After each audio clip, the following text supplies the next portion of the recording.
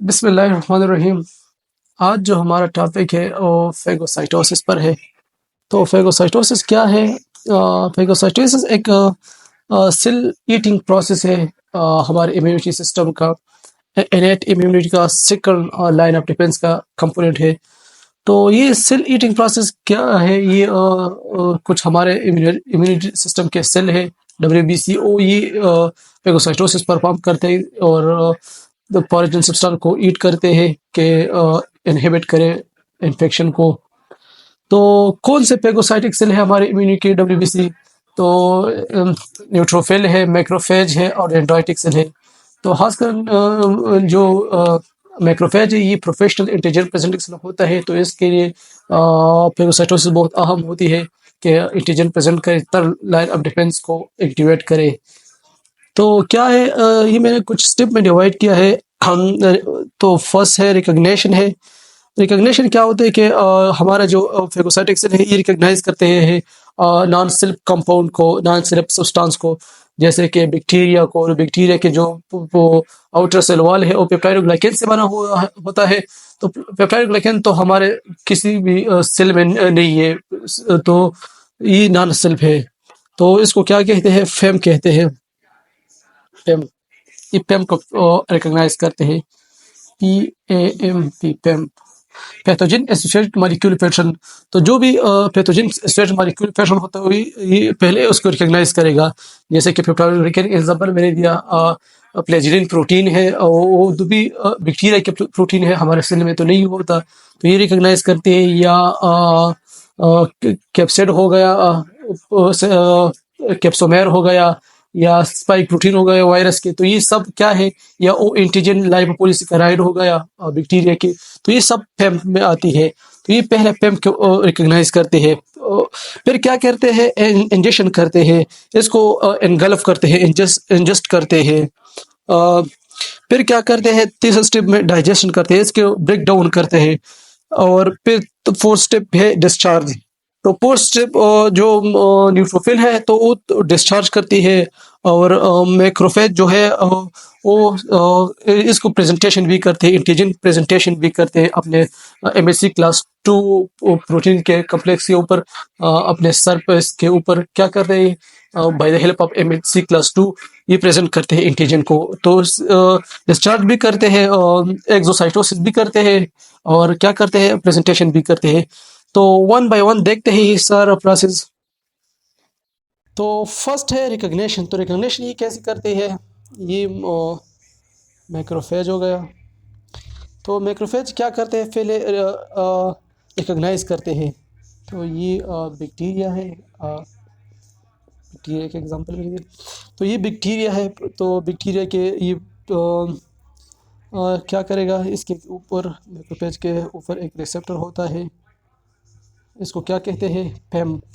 इसको PRR कहते हैं, PRR, पैथोजन रिकग्निशन रिसेप्टर। तो ये पैथोजन को रिकग्नाइज करेगा कि ये नॉन सेल्फ है। तो क्या कौन सी चीज़ को रिकग्नाइज करेगा? PRR किस चीज़ को रिकग्नाइज करते हैं? पेम को रिकग्नाइज करते हैं, पैथोजन एसोसिएटेड मॉलिक्यूल पैटर्न को। और ये PRR को टोल लाइक रिसेप्टर भी कहते हैं, टोल लाइक रिसेप्टर भी कहते हैं, टोल लाइक रिसेप्टर।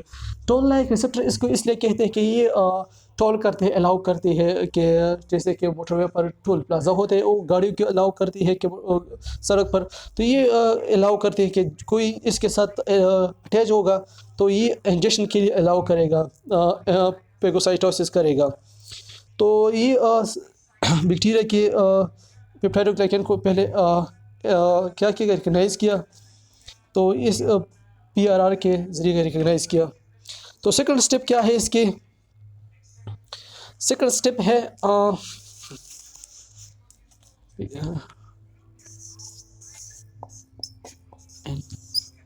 इंजेक्शन।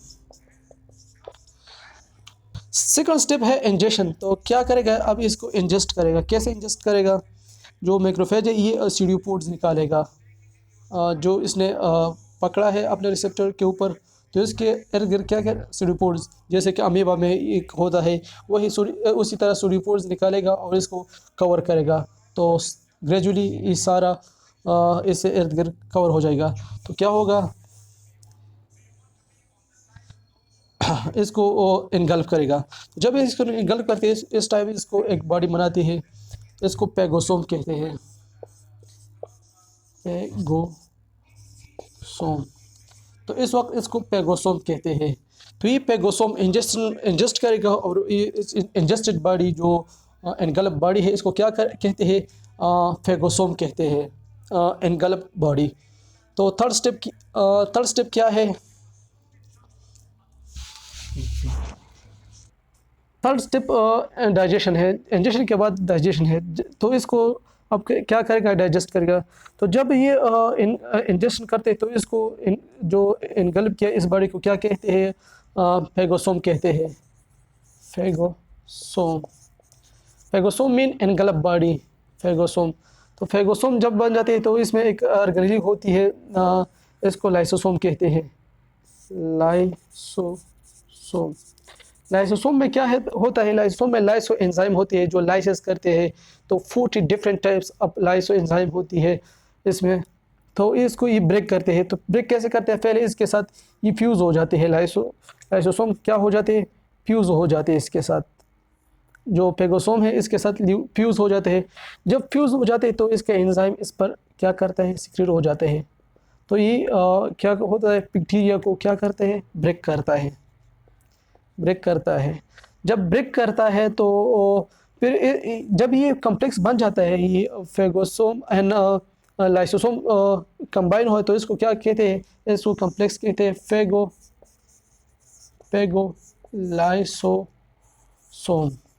तो कम्बिनेशन हो जाता है पेगोसोम एंड लाइसोसोम के, तो इसको क्या कहते हैं, फेगोलाइसोसोम कहते हैं।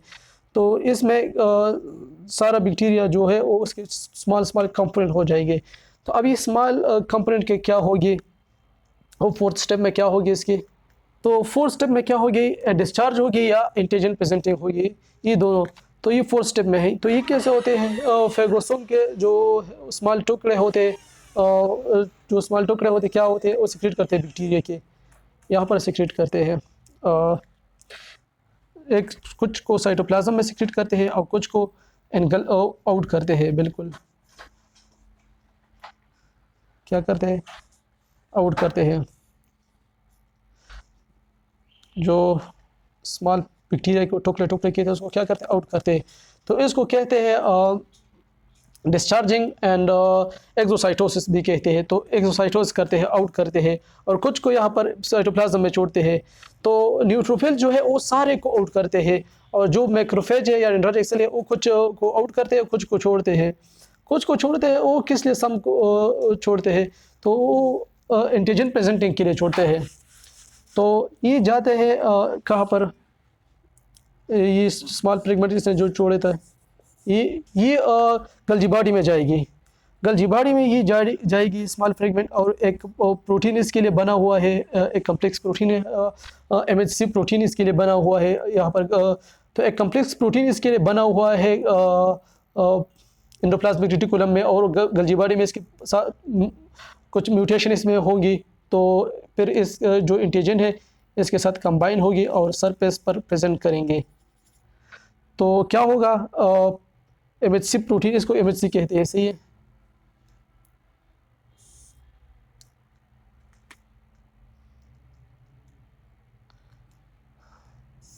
इसको MHC कहते हैं, MHC। तो MHC मेजर हिस्टोकम्पैटिबिलिटी कम्प्लेक्स होते हैं क्लास 2। तो ये एंटीजन को क्या करेगा, इस एंटीजन को गल्जी बॉडी में इसके साथ कंबाइन किया और फिर क्या किया, एक्सप्रेस किया on the surface of membrane. तो किसके ज़रिए, MHC प्रोटीन के ज़रिए, हमारे क्लास 2 के, क्लास 2 याद रखना चाहिए। तो इसको, इस स्टेप को एंटीजन प्रेजेंटिंग कहते हैं इसको, और इसको डिस्चार्जिंग कहते हैं। तो न्यूट्रोफिल सिर्फ डिस्चार्जिंग करते हैं, और जो मैक्रोफेज है वो डिस्चार्जिंग भी करती है और एंटीजन प्रेजेंटेशन भी करती है। तो this is enough for today.